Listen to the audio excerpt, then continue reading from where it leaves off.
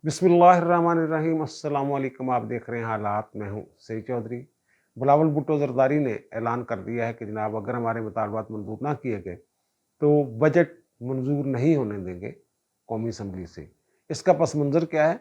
क्या ये election stunt है? और फिर एतजाज़ अहसन साहब ने जनाब जो मिलिट्री कोर्ट्स में ट्रायल हो रहा है 9 मई के मुलज़मों का, उसको सुप्रीम कोर्ट में चैलेंज कर दिया है।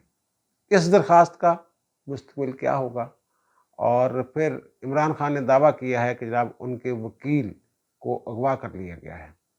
वो वकील साहब ज़मान पार्क में क्या करने गए थे? और फिर क्या साबिक़ वज़ीर-ए-आज़म मियां नवाज शरीफ की ताहजात नाअहली इलेक्शंस एक्ट में तरमीम के ज़रिए ख़त्म की जा सकती है? इस तरमीम का हम आइन और कानून के तनाज़ुर में जायज़ा लेंगे। लेकिन इससे पहले एक छोटी सी बात, एडवोकेट जनरल पंजाब मोहम्मद शान गुल ने अपने ओहदा से इस्तीफ़ा दे दिया और नोटिस भेजा है उन्होंने कि जनाब 26 तारीख तक मैं काम करूंगा, इस दौरान आप अपना बंदोबस्त कर लें और 27 तारीख से मेरा इस्तीफ़ा जो है ये मंजूर शुदा तस्वर किया जाए। इस सिलसिले में बड़ी अफवाहें गर्दिश कर रही हैं, जनाब ये हो गया तो इसलिए इस्तीफ़ा दे दिया, वो हो गया तो इसलिए इस्तीफ़ा दे दिया। असल उन्होंने इस्तीफ़ा दिया क्यों है? यार वो एक बड़े वकील हैं, एक केस में जितनी वो फीस ले लेते हैं ना, उससे आधी उनकी तनख्वाह थी।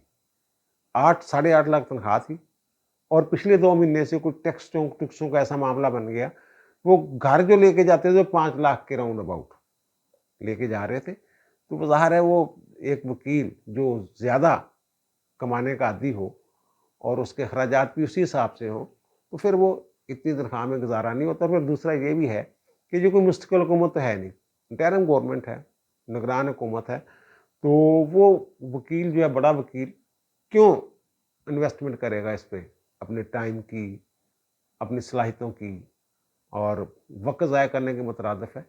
इसलिए वो तनख्वाह का मामला था, कमाई का मामला था यार, इसलिए उन्होंने इस्तीफ़ा दिया। बाकी सारी अफ़वाहें हैं कि जनाब ये हो गया, वो हो गया, फलाँ ने कर दिया। वैसे भी जब उन्होंने ये ओहदा कबूल किया था ना, उस वक़्त हुकूमत पर वाज़ेह कर दिया था कि मैं गैर मुअय्यना मुद्दत तक यहाँ इस ओहदे पर काम नहीं कर सकूँगा। और वैसे भी लाहौर हाई कोर्ट और सुप्रीम कोर्ट में जो पंजाब हुकूमत के मुकदमात थे, बड़े-बड़े मुकदमात, वो तो निपटा दिए गए हैं, उनके फैसले ही हो गए हैं। अच्छा, अब जनाब नवाज शरीफ की नाअहली की तरफ आते हैं। सेनेट से एक बिल मंजूर हुआ है जिसमें इलेक्शंस एक्ट 2017 का जो सेक्शन है 232 और सेक्शन जो है 57, उनमें तरमीम की गई है, मंजूरी हो गई है।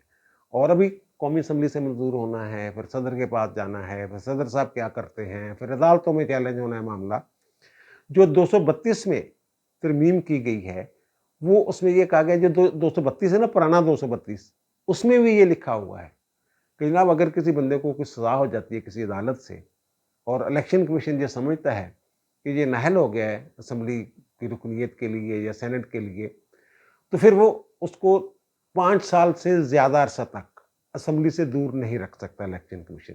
पहले भी ये लिखा हुआ था, लेकिन अब उन्होंने ये कर दिया है कि आइन के ऐसे आर्टिकल्स जिनमें ये मुद्दत का तयन नहीं है, मियाद मुकर्रर नहीं है कि किस बंदे ने कितनी देर तक नाअहल रहना है, तो वो 5 साल ही तसव्वुर किया जाएगा कि 5 साल से ज़्यादा नाअहल नहीं होगा।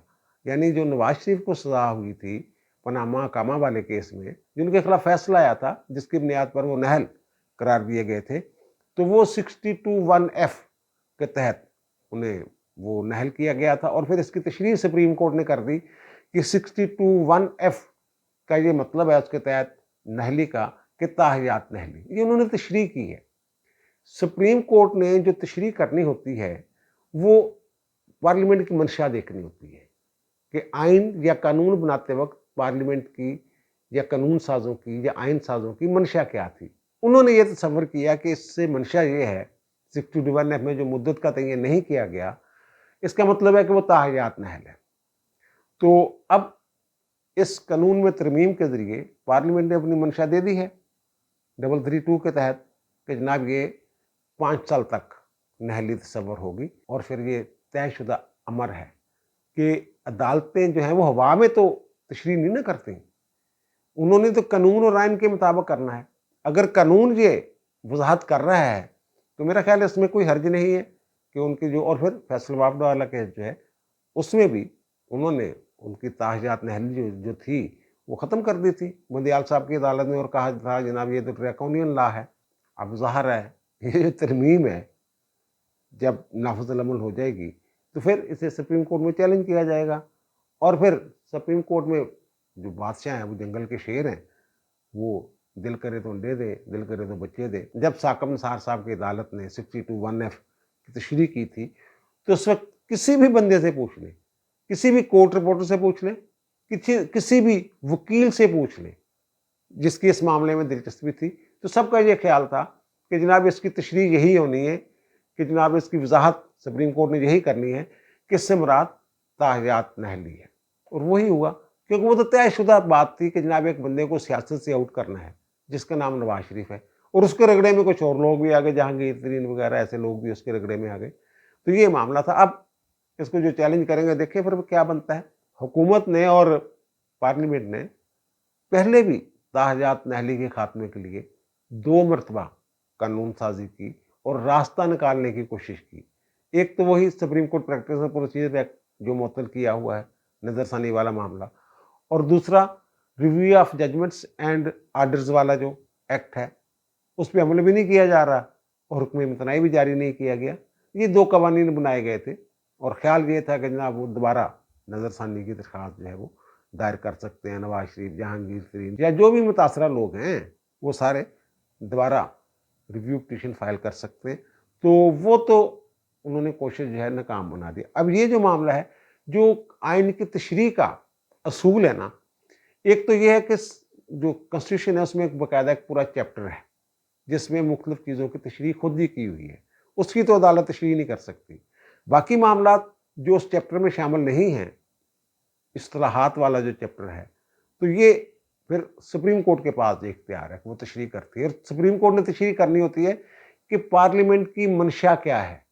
अब मंशा उन्होंने ज़ाहिर कर दी है कि जनाब 332 के तहत जो तरमीम की है, उसमें उन्होंने मंशा दे दी है पार्लियामेंट ने कि जनाब ये इससे मुराद 5 साल से कम नाअहली है। तो फिर अदालत अगर इस असूल के तहत तशरीह करती है, तो फिर तो इस नवाज शरीफ की जो नहली है, वो पनामा वाले केस में, वो दूसरी सजाओं वाला मामला अपनी जगह है, उसमें नहीं नहली ख़त्म होगी। वो नहली ख़त्म होगी अगर बरी होंगे वो उसके बाद। तो पनामा वाले केस में जो नहली वाला मामला है वो ख़त्म हो जाएगा। अब देखिए फिर क्या बनता है, किस अंदाज में तशरीह करती है सुप्रीम कोर्ट। सुप्रीम कोर्ट इस पर कॉग्निजेंस लेती भी है या नहीं लेती। अच्छा, बिलावल साहब ने जलसा आम से खिताब किया स्वात में, और उन्होंने कहा कि जनाब सैलाब मुतासरीन के लिए अगर पैसा ना मिला तो फिर हम बजट मंजूर नहीं होने देंगे, पीपल्स पार्टी बजट मंजूर नहीं होने देगी। तो ये मैंने पहले भी अर्ज़ किया था, जब ये नजम सेठी वाला मामला था, पाकिस्तान क्रिकेट बोर्ड के चेयरमैन की तब्दीली वाला मामला, ज़कात शरीफ और उसका नजम सेठी का, उस वक्त भी मैंने ये जिक्र किया था कि जो पीपल्स पार्टी है वो ये बयानियाँ बनाएगी कि जो बजट है इसमें हमारा अमल दखल नहीं था, अगर था तो बहुत कम था, अब उस बयानिए पे अमल शुरू हो गया। ये इलेक्शन स्टंट है। बिलावल साहब ने कहा कि जनाब हम तो इलेक्शन की तैयारी कर रहे हैं, अतहादी जो हैं वो भी इलेक्शन की तैयारी करें, और इलेक्शन की तैयारी अतहादी कर रहे हैं, वो भी कर रहे हैं। नवाज शरीफ ने अपनी पार्टी को कह रखा है जनाब इलेक्शन की तैयारी करें, बर वक्त इलेक्शन की बात जो मैं कर रहा हूँ कि अक्टूबर नवंबर में इलेक्शन हो जाएंगे। ये ज़्यादा से ज़्यादा ये होगा कि अगस्त में असम्बली की मुद्दत ख़त्म होने से 1-2 दिन पहले ये असम्बली तहलील कर देंगे, और फिर 60 दिन के बजाय 90 दिन में इलेक्शन होंगे। 1 महीना आगे चले जाए ना, अक्टूबर से नवंबर में चले जाएंगे इलेक्शन। तो प्लान यही है। और जो मेरी खबर है वो ये खबर है कि जनाब जो पीपल्स पार्टी है, ये सीट एडजस्टमेंट या सियासी इत्तेहाद नून लीग के साथ नहीं करेगी। कि मुकाबला दोनों जमातों के दरमियान होगा, लेकिन खुला मैदान होगा। जो जीत गया, जो अक्सरियत ले गया, वो हुकूमत बनाएगा। ज़ाहिर इलेक्शन जो है किसी न किसी नारे की बुनियाद पर लड़ना होता है ना। तो अगर मुल्क की इक़्तिसादी सूरत हाल इसी तरह रहती है, तो फिर पीपल्स पार्टी वाले जो हैं, ये मुद्दा जो है सारा, जो सारा मलबा है, ये नून लीग पे डालेंगे कि जनाब इनके पास थी वज़ारत ख़ज़ाना, तो ये सागदार साहब फैसले कर रहे थे, हमारा तो अमल दखली कोई नहीं था। और अगर कुछ बेहतरी आ गई इलेक्शन तक, तो फिर अच्छी-अच्छी चीज़ें जो है वो अपने खाते में डाल लेंगे। जैसे वो कहा जा रहा है कि जनाब जो तनख्वाह है, जो ज़रदारी साहब ने बढ़वाई है, ये चल रहा है ना।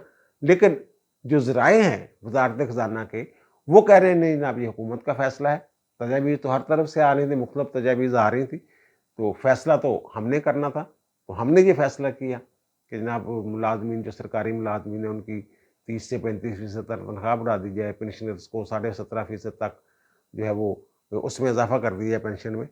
تو یہ سارا ایشو ہے، یہ الیکشن سٹنٹ ہے۔ اب جو سیلاب زدگان کی امداد والا معاملہ ہے، یہ پیپلز پارٹی کا ایک وفد ملا بھی ہے وزیر اعظم سے، اور وہاں اسحاق ڈار صاحب بھی موجود تھے، دیگر وزراء بھی موجود تھے، اور قمر زمان قاہرہ صاحب یہ کہتے ہیں کہ بڑے خوشگوار موڈ میں یہ ساری ملاقات ہوئی تھی، اور وہاں انہوں نے یہ وعدہ کیا ہے اس مسئلے کو حل کرنے کا۔ تو بلاول صاحب کا جو خطاب ہے اس میں اس کے علاوہ اور کوئی بات نہیں کہ جناب الیکشن میں جا رہے ہیں، الیکشن کی تیاری، یار الیکشن کا جلسہ تھا وہ، اتنی سی بات ہے ساری۔ اور شاہد خاقان عباسی صاحب جو ہیں انہوں نے اپنی راہیں ایک طرح سے جدائی کر لی ہیں نون لیگ سے، اور اقتصادی رابطہ کمیٹی کی رکنیت سے انہوں نے استعفیٰ دے دیا ہے۔ ایشو یہ بنا ہے جناب، وہ یہ کہتے ہیں کہ 6 جون کو جو اجلاس ہوا تھا اقتصادی رابطہ کمیٹی کا، اس میں جو آذربائیجان سے LNG منگوائی جا رہی ہے، تو انہوں نے یہ کہا تھا حکومتی سطح پر نہ منگوائی جائے بلکہ نجی کمپنی کے ذریعے یہ منگوائی جائے گیس جو ہے۔ تو اس پہ وہ مصدق ملک صاحب جو وزیر ہیں متعلقہ، ان کے درمیان اور شاہد خاقان عباسی کے درمیان وہ کہا جا رہا ہے کہ کوئی تلخ جملوں کا، سخت جملوں کا تبادلہ بھی ہوا تھا۔ اب انہوں نے ان کی مرضی کی سمری جب نہیں بنی وزارت پٹرولیم نے، جب متعلقہ وزارت نے، تو شاہد خاقان عباسی صاحب نے ریزائن کر دی ہے، اور شاہد خاقان عباسی صاحب کا پتہ تو 1-2 دن پہلے ہی کٹ گیا تھا جب یہ مسلم لیگ نون کے پارٹی کے الیکشن ہو گئے، اور وہاں ان کو بھی نہیں بلایا گیا، مہتاب عباسی صاحب بھی نہیں بلائے گئے، اور مفتاح اسماعیل صاحب جو ہیں وہ بھی نہیں آئے۔ مفتاح صاحب اور شاہد خاقان عباسی صاحب اور مہتاب عباسی پر میرے خیال پارٹی کے بڑے احسانات ہیں، وزارت عظمیٰ تک لے گئے شاہد خاقان عباسی کو۔ اب پچھلے الیکشن میں وہ ہار گئے تھے اپنے حلقے سے، لاہور سے انہیں جتوایا گیا۔ مفتاح اسماعیل کو وزارت خزانہ ملی، اگر الیکشن لڑنا پڑے تو شاید وہ کوئی الیکشن جیت ہی نہ سکے۔ اور مہتاب عباسی صاحب جو ہیں ان کو میرے خیال کوئی پورٹ فولیو ایسا نہیں جو انہوں نے انجوائے نہ کیا ہو۔ تو اب یہ کام کر نہیں رہے تھے پارٹی کے لیے، تو انہوں نے کہا جناب مفتاح کے بارے میں تو سیدھا سیدھا وزیر اعظم نے کہہ دیا نا کہ جناب جو ٹانگیں کھینچے گا نا اسحاق ڈار کی، تو اس کی تو کوئی جگہ نہیں ہے۔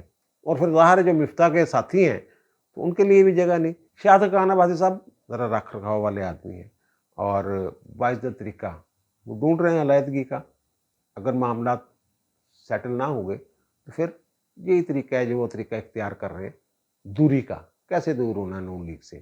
اب آتے ہیں جناب اعتزاز احسن صاحب نے ایک درخواست دائر کی ہے سپریم کورٹ میں، اور ان کے وکیل پتہ کون ہیں؟ ان کے وکیل ہیں جناب سلمان اکرم راجہ صاحب جو عمران خان کے بھی وکیل ہیں، اور سردار لطیف کھوسہ صاحب جو مسلسل حکومت پر، PDM کی حکومت پر تنقید کرتے پائے جا رہے ہیں۔ تو یہ دونوں وکلا ہیں ان کے، اور اعتزاز احسن صاحب خود پٹیشنر ہیں، اور انہوں نے کہا ہے جناب جو ملٹری کورٹس ہیں، جو 9 مئی کے واقعات ہیں، ان کے جو کورٹ مارشل ہو رہے ہیں لوگوں کے، جو ملٹری کورٹس میں بھیجے گئے ہیں، فیلڈ کورٹ مارشل جنرل، وہ کہتے ہیں جناب وہاں ان کا ٹرائل نہیں ہو سکتا۔ تو اس کی مختلف ججمنٹس کے حوالے دیے انہوں نے کہ جناب یہ ججمنٹس کہتی ہیں کہ سیولین کا وہاں کورٹ مارشل نہیں ہو سکتا، یا ملٹری کورٹس میں کیس نہیں چل سکتا۔ اچھا، اپنی درخواست میں اعتزاز احسن صاحب نے قانونی نکات تو اٹھائے ہی ہیں، ساتھ کچھ سیاسی نکات بھی اٹھائے ہیں۔ انہوں نے کہا کہ جناب یہ جو ہمارے وزیر اعظم صاحب ہیں نا شہباز شریف صاحب، اور وزیر داخلہ رانا ثناء اللہ صاحب، اور وزیر دفاع خواجہ آصف صاحب، یہ مسلح افواج اور عوام کے درمیان پھوٹ ڈالنے میں مصروف ہیں۔ یہ پھوٹ ڈلوا رہے ہیں، یہ ملٹری کورٹس میں جو معاملہ جائے گا وہی وہ تو، اور فوجی عدالتوں کے قیام میں بھی ان کا جو براہ راست کردار ہے بھائی وہ تو انہوں نے فیصلہ کیا ہے۔ جن کی تنصیبات پر، جن کی املاک پر حملہ ہوا ہے، انہوں نے یہ فیصلہ کیا ہے۔ وہ یہ کہہ رہے ہیں حکومت کو کہ جناب یہ بندے ہمیں دے، ہم نے ان کا کورٹ مارشل کرنا ہے، ملٹری کورٹس میں معاملہ لے کے جانا ہے۔ انہوں نے یہ کہا ہے کہ جناب آئین میں ترمیم کے بغیر یہ ملٹری کورٹس قائم نہیں ہو سکتی، اور انہوں نے وہ مثال دی ہے، حوالہ دیا ہے کہ 2015 میں APS پر جب حملہ ہوا تھا تو اس کے بعد 2 سال کے لیے خصوصی ملٹری کورٹس بنائی گئی تھی، दहशत गर्दों को सजाएं देने के लिए, और फिर 2 साल के लिए मज़ीद तोसीह कर दी गई थी। 2019 तक इन अदालतों ने काम किया था। तो ये जो आईनी तरमीम के ज़रिए मिलिट्री कोर्ट्स बनी थी ना, फिर इनको चैलेंज किया गया था सुप्रीम कोर्ट में, और फुल कोर्ट 17 के 17 बेंच जजेस जो हैं उन पर मुश्तमिल बेंच ने बैठकर ये फैसला किया था। उनमें से 11 जजों ने ये दरखास्तें मुस्तरद कर दी थी, यानी कि उन्होंने ये डिक्लेयर किया था, करार दिया था कि फौजी अदालतों का क़याम जो है ये जायज़ है, ये आइन से मुतसादम नहीं है और अदलिया की आज़ादी के मुनाफी नहीं है। और 6 जजेस ऐसे थे जिन्होंने ये दरखास्तें मंजूर की थी। उन्होंने कहा ना फौजी अदालतों का क़याम जो है, जो मिलिट्री कोर्ट्स बनाई जा रही हैं, ये दुरुस्त नहीं है। अच्छा, जिन जजों ने इनको जायज़ करार दिया था ना, तो उनमें बंदयाल साहब भी शामिल थे कि जनाब ये कोई फ़र्क नहीं पड़ता आइन को और अदालतों की आज़ादी वगैरह को।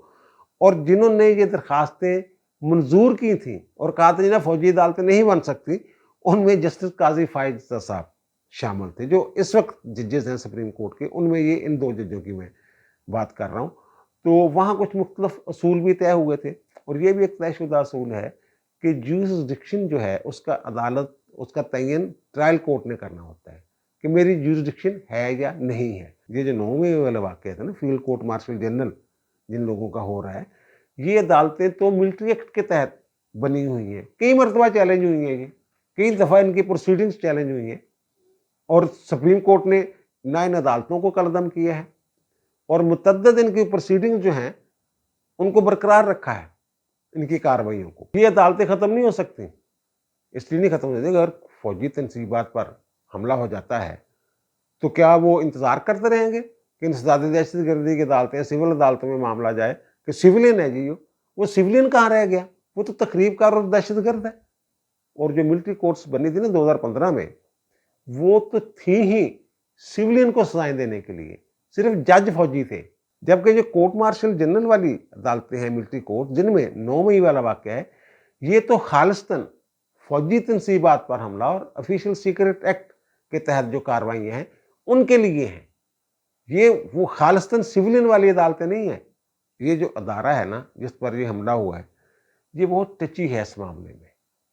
ये 9 मई वाले जो वाक़यात हैं, अब ये तो नहीं हो सकता कि सुप्रीम कोर्ट किसी की मोहब्बत में ये पूरा सिस्टम ही लपेट दे कि जनाब कोर्ट मार्शल जनरल हो ही नहीं सकता। भाई उनका अपना सिस्टम है, उनकी तनसीबात पर अगर हमला होगा, GHQ पर हमला होगा, कोर कमांडर हाउस पर हमला होगा, एयरबेस पे हमला होगा, तो फिर तो उन्हीं के मुल्ज़िम है वो। और फौजी अदालतें काम कैसे करते हैं, फील्ड कोर्ट मार्शल जनरल जो कार्रवाई कैसे होती है, वो पिछले वीलाग में मैं तफसीलन अर्ज कर चुका हूँ। और मैंने कहा ना बड़े टची हो गए हैं इस मामले में। और खोसा साहब फौजी अदालतों के खिलाफ बात कर रहे थे, तो वो अब इल्ज़ाम लगा रहे हैं कि जनाब मेरे घर पे फायरिंग हो गई है। और दूसरा, इमरान खान साहब ने ये ट्वीट किया है कि जनाब अज़हर भंडारी साहब वकील हैं, वो हम फौजी अदालतों को चैलेंज करने का इरादा रखते हैं, तो वो मुझसे मिलने आए थे, मुझसे बात करने आए थे, तो वापसी पर उन्हें अगवा कर लिया गया। ये इमरान खान साहब कह रहे हैं, उनका ट्वीट ये कह रहा है। और वो कह रहे हैं कि जनाब उन्हें अगवा उन्होंने किया कि जिनका नाम नहीं लिया जा सकता, जो क्योंकि वो कानून से बालातर है। यानी खान साहब एक तरफ तो बड़े दिलेर, बहादुर और मुजाहिद बनते हैं, दूसरी तरफ उनका नाम लेने के लिए भी तैयार नहीं। बहरहाल वो कहते हैं कि हम बुरी तरह मार्शल लॉ की गिरफ्त में जकड़े जा रहे हैं, ये इमरान खान साहब कहते हैं। ये जो अज़हर भंडारी साहब हैं, ये जस्टिस होते थे करामंजीर भंडारी रिटायर्ड, उनके साहबजादे हैं। आपको याद होगा कि पिछले दिनों जब तहरीक इंसाफ के वकला ने एक कन्वेंशन करवाया था अदलिया की आज़ादी के हवाले से, तो वहाँ भंडारी साहब ने भी, करामंजीर भंडारी साहब ने भी खिताब फरमाया था, और उन्होंने बड़े लित्ते लिए थे काजी साहब के। काजी साहब के खिलाफ बड़ी भरपूर तकरीर की थी उन्होंने, और बंदयाल साहब की तारीफ और तसीफ के पुल बांधे थे। ये अज़हर भंडारी साहब उनके साहबजादे हैं। और ज़ाहिर है ये वाला साहब अगर PTI में है तो अज़हर भंडारी साहब भी PTI में है, इमरान खान के बड़े करीब हैं। और ये इनका जो ऑफिशियल अकाउंट है PTI का, ट्विटर अकाउंट, उन्होंने ये कहा जनाब ये वहाँ से निकले हैं ज़मान पार्क से, तो कनाल रोड से इन्हें अगवा कर लिया गया, क्योंकि इन्होंने मिलिट्री कोर्ट के खिलाफ हामिद खान के साथ मिलकर सुप्रीम कोर्ट में दरखास्त दायर कर रखी है। अब इस वक्त जब मैं ये वीलाग कर रहा हूँ, उस वक्त तक तो ये अज़हर भंडारी साहब की रहाई शहाई की कोई खबर नहीं आई। तो हो सकता है उन्हें आइंदा चंद घंटों बाद रहा कर दिया जाए, रहाई मिल जाए, क्योंकि बज़ाहिर तो उनका कोई जुर्म नहीं है। उनसे पूछताछ ही करेंगे ना, पूछेंगे क्या बात की है उसने, इमरान ने, और आप क्यों ये चैलेंज कर रहे हैं, या फिर जो सूरत-ए-हाल है, असल सूरत-ए-हाल, उससे उनको आगाह कर देंगे। ये ऐसा हो रहा है, ये जो पकड़े जा रहे हैं ना बंदे बहुत सारे, तो उनको बाकायदा पूरे हक़ाइक़ जो हैं वो दिखाए जा रहे हैं। तो राना सनाउल्लाह साहब ने तो इनकी जो प्लानिंग है उसके बारे में बड़े खौफ़नाक इंकशाफ़ात किए हैं। वज़ीर दाख़िला ने वो ही कह रहे हैं कि ना उस दिन रियासत पर कब्ज़ा करना चाह रहे थे 9 मई को। उनका कहना है कि इमरान खान की प्लानिंग तो ये थी कि फिर 500-600 बंदों को फांसी लगा दिया जाए, उनको लटका दिया जाए। वो सारे सबूत-सबात जो है ना, सारी बातें, वो मैंने जब ज़िक्र किया था पिछले व्लॉग में कि जनाब मिलिट्री कोर्ट तैयार हो गई है, कुर्सियाँ लग गई हैं वहाँ ये वो। तो मेरी इत्तला के मुताबिक उन्होंने तमाम सबूत जो हैं इमरान खान के, वो इकट्ठे कर लिए, तमाम शहादतें जमा कर ली हैं। और शहादतें भी क्या हैं उसमें, इमरान खान के बयानात हैं, तकरीरें हैं, गुफ्तगू है, ऑडियोज़ हैं, वीडियोज़ हैं, और उससे यही साबित होता है जो राना सनाउल्लाह साहब कह रहे हैं। अगर इमरान खान ये समझ रहे हैं या इल्ज़ाम लगा रहे हैं कि उनके वुकला को भी उठाया जा रहा है, ख़ास तौर पे वो मिलिट्री कोर्ट्स वाला उन्होंने हवाला दिया है कि जनाब उसको हम चैलेंज करने का इरादा रखते हैं, और अज़हर भंडारी साहब इसी मकसद के लिए, बातचीत के लिए मेरे पास आए थे। तो फिर आप अंदाज़ा लगा लें कि उनका मूड क्या है, जो फ़ैसले करने वाले हैं इस मुल्क के, जो मुक़्तदरा जिनको कहते हैं, उनका मूड क्या है।